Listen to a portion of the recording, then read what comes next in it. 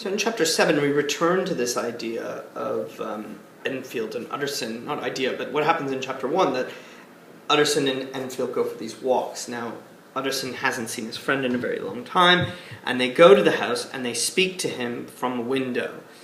And this chapter is called The Incident in the Window. And what they see is Jekyll is completely transformed. He keeps repeating himself. His language is really strange. I'm very low, I'm not going to last long. And he goes, thank God, I'm not going to last long. He wants death. And his friend, he's such a nice friend, he's so great. He says, look, you need to come out. You're inside too much. You should be out whipping up the circulation, like Enfield and me. That's interesting language. The idea of getting out, of being with friends, that brings life to you. And we get that sense. Enfield knows the story, that this guy Jekyll wrote a check for this man who stomped on this child. So there's something very suspicious. And it's as if they know something evil is rotting him. Something suspicious is going on.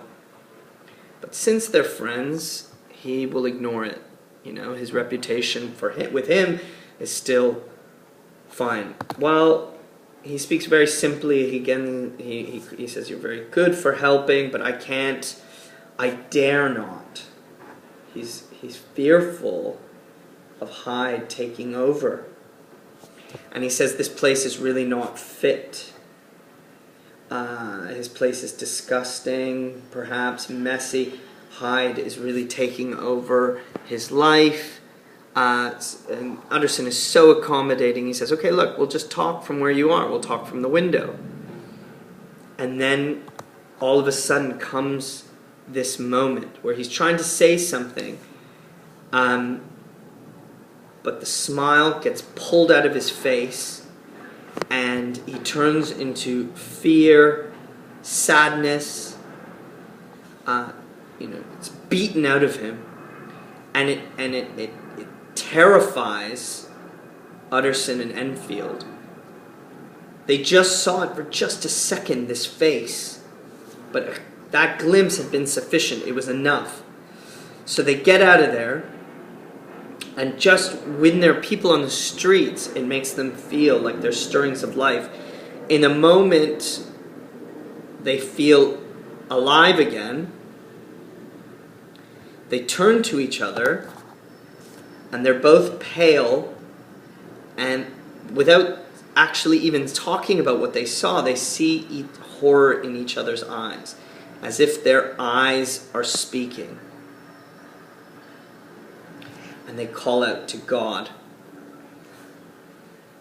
Religious relief they need, not science. Because science can't help now. Something evil, satanic, horrific has taken over their friend.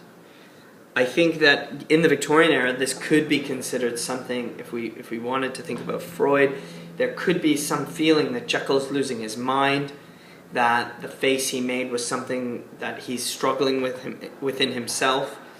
But that could just be a metaphor Stevenson's using, the idea of Hyde being our desires, that evil within us.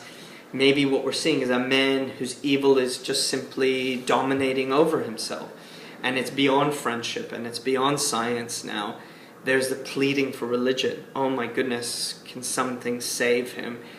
And it's interesting, the language, forgive us, forgive us. The terror is so frightening that they ask forgiveness for themselves. It's as if Hyde isn't just completely taking over Jekyll, but that this emanation of evil is becoming more and more pronounced and powerful. So what we see is a greater transformation in Jekyll. He's rotting away, he's physically decaying, kind of like what we saw happen to Lanyon. And he's isolating himself. And increasingly, Utterson doesn't know what he can do, if anything, to help him out.